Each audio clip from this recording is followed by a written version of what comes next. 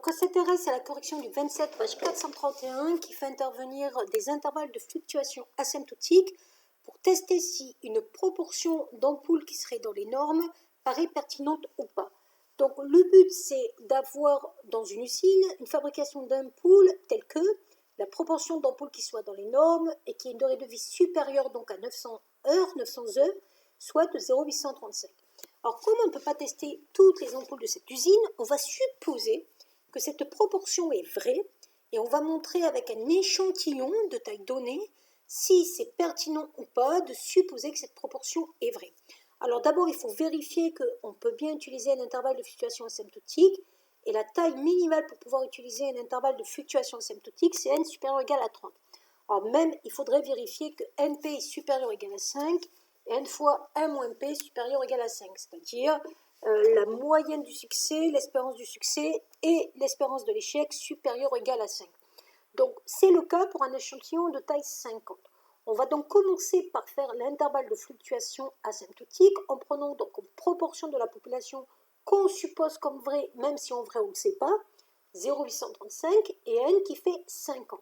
On arrive à cet intervalle-là. On vous demande la même chose avec un échantillon plus grand. Donc on va remplacer le n par 1000 et le reste sera la même chose. Je vous rappelle que cet intervalle de fluctuation, on l'a pris au seuil de 95%. C'est pour ça que le U alpha, ça correspond au U 5%. Globalement, à l'intérieur de la courbe en cloche, il y a 95%. À l'extérieur, il y a 5%. Et le nombre qui correspond, c'est 1,96 de chaque côté, qu'on enlève et qu'on retranche par rapport à la proportion idéale. Et donc, on trouve deux intervalles présents ici. Ensuite, on va devoir tester ces intervalles. Donc, pour tester, on va prendre un échantillon de taille 1000. Donc, concrètement, on va prendre l'intervalle qui correspond à un échantillon de taille 1000, le 0,812, 0,858. Dans cet échantillon, on va prendre les ampoules qui sont encore en état de marche après 900 heures. Il y en a 870 sur 1000, donc une proportion de 0,87.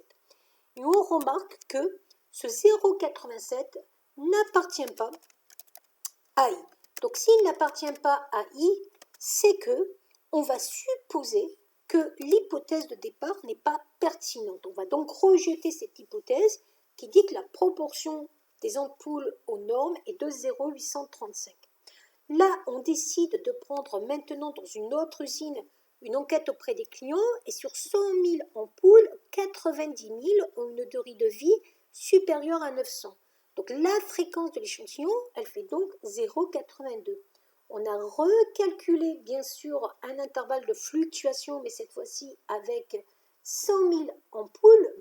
Et donc plus l'intervalle va être petit, plus le nombre d'ampoules est grand. Et donc plus le nombre d'ampoules est grand, plus l'intervalle va avoir une petite. Et on remarque que le 0,82 n'appartient pas à cet intervalle.